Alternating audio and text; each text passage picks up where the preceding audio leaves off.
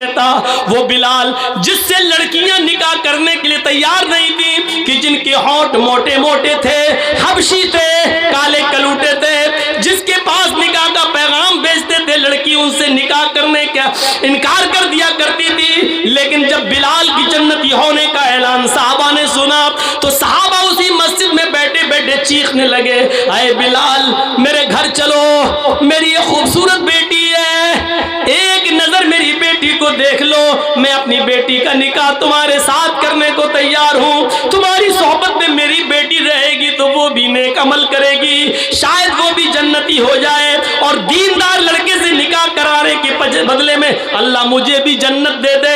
आए बिलाल चलो चलो मेरे घर चलो और एक नजर मेरी बेटी को देख लो।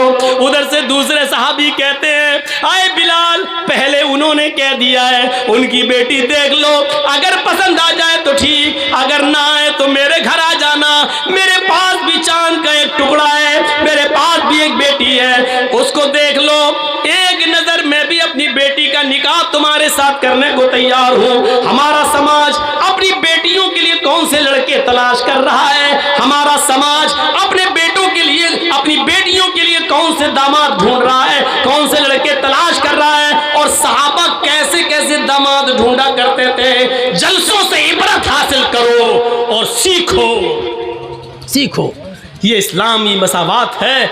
आज मंदिर में चले जाइए, आप किसी भी मंदिर में आप देख लीजिएगा, आज तक हरिजन ब्राह्मण के मंदिर में नहीं जा सका।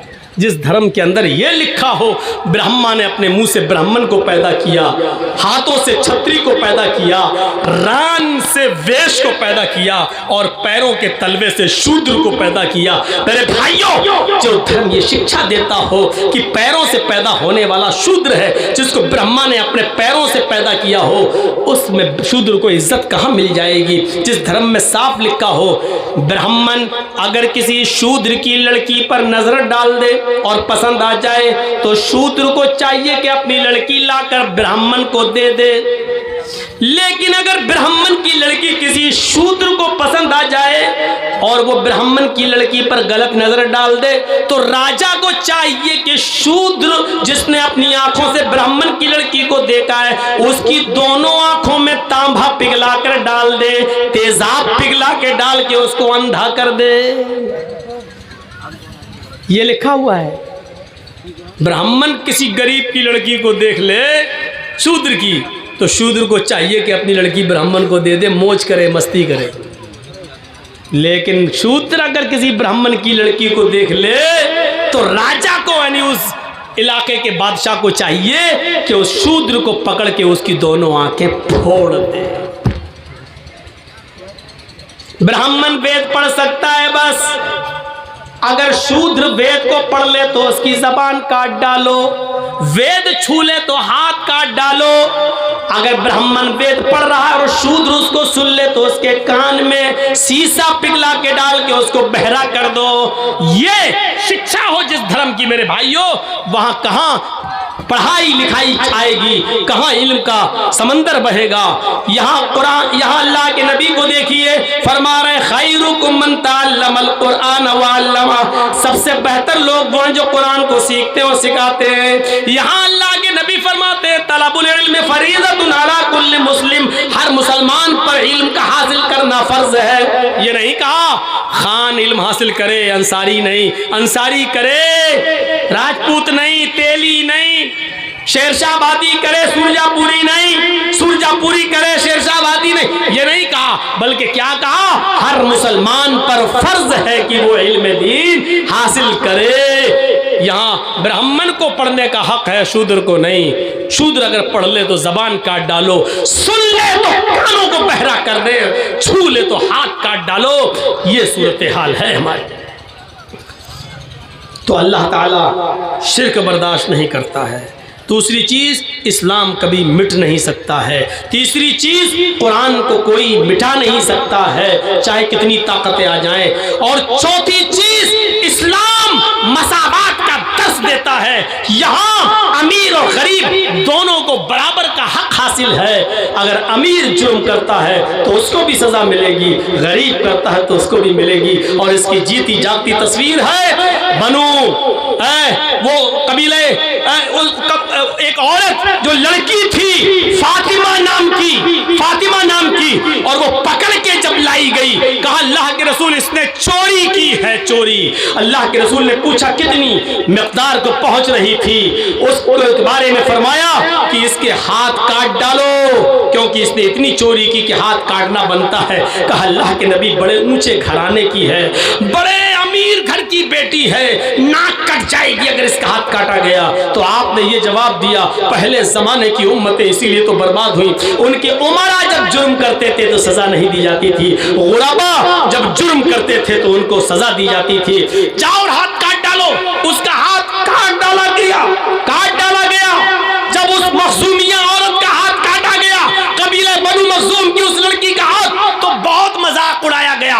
सहाबा भी कहने लगे अल्लाह के नबी सुना नहीं जा रहा है, लोग इतना मजाक उड़ा रहे हैं कि देखो मोहम्मद बड़े बड़े अमीर घराने की बेटियों का भी हाथ करवा देता है। अल्लाह के नबी ने जो जवाब दिया था वो जवाब आज भी हदीस की किताब के सफ़े पर ये लिखा हुआ है कि तुम उस फातिमा की बात कर रहे हो, लौ अन्ना फातिमा बिन्त मोहम्मद सरक़त लक़तअतु यदहा, अगर उसकी जगह पर मेरी अपनी बेटी फातिमा होती तो मैं अपनी बेटी फातिमा का हाथ भी काट डालता। अमीरी और गरीबी नहीं देखी जाएगी इस्लाम के अंदर। जुर्म जुर्म है, वो कोई भी करे, इबादत इबादत है, वो जो करेगा उसको सवाब मिलेगा। जिस तरह कुरान नहीं मिट सकता, जिस तरह इस्लाम नहीं मिट सकता, उसी तरह जनाब मोहम्मद रसूलुल्लाह आखिरी नबी की हैसियत से दुनिया में आए थे और क़यामत तक के लिए वही नबी रहेंगे। इसको भी चीख चीख कर तुम्हारी किताब कहती है डंके की चोट पर। 16 मरतबा ऋग्वेद में एक मंत्र आया है, 16 मरतबा मरुद्रगनागहि प्रत्यत्यम चारुम धर्म गोपी थाए पुरहु यसे मरुद्रगनागहि। मरु मनुष्य, अग्नि आग, मिट्टी और आग से पैदा होने वाली मखलूक। प्रत्यत्यम चारों धर्म गोपी थाए पुरहु यसे, है मिट्टी और है आग से पैदा होने वाली सृष्टि। मिट्टी से पैदा होने वाला इंसान और आग से पैदा होने वाला जिन। तो गोया के है इंसान और है जिन्ना, तो तुम ईश्वर की किन किन कृपाओं का उल्लंघन करोगे, किन किन नेमतों का इनकार करोगे। देखा जाए तो गोया कि ये तर्जुमा है फबअय्यि आलाइ रब्बिकुमा तुकज़्ज़िबान का। हाय इंसानों, हाय जिन्नातों, तुम अपने रब की कौन कौन सी नेमतों को ठुकराओगे, कौन कौन सी नेमतों को झुठलाओगे। ये तर्जुमा है प्रत्यत्यम चारुं धर्म गोपी थाए पुरहु यसे मरुद्रगनागहि।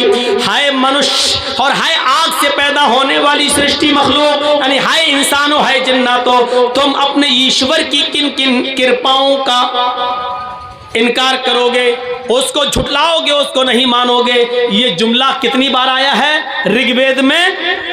16 बार, यजुर्वेद में 4 बार, यजुर्वेद में 10 बार और सामवेद में 4 बार। जोड़ते जाइए कितना हुआ? 16 ऋग्वेद में और यजुर्वेद में 10 बार, 16 और 10 26, और 4 बार सामवेद में 30 और 1 बार अथर्ववेद में। तो ऋग्वेद, यजुर्वेद, सामवेद, सब चारों वेदों को मिलाकर कितना हो गया? 31।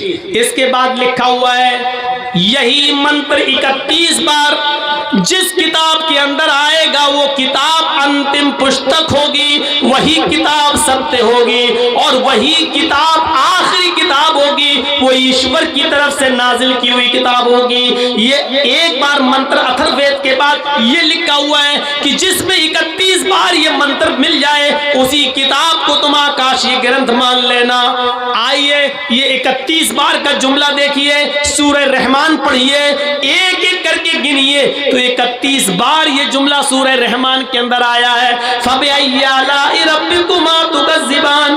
फिर एक आयत पढ़िए फबअय्यि आलाइ रब्बिकुमा तुकज़्ज़िबान। जब आप गिनती गिनेंगे तो पूरी सूरत के अंदर ये जुमले 31 बार आए हैं। और हिंदू धर्म की किताब कह रही है जिस किताब में 31 बार ये मंत्र आएगा, ये आयत आएगी, वो आखिरी किताब होगी और वो आसमानी किताब होगी, वो सच्ची किताब होगी। मेरे भाइयों, इस मंत्र ने क्लियर कर दिया हिंदू धर्म की इस किताब ने कि कुरान ही आखिरी किताब है और ये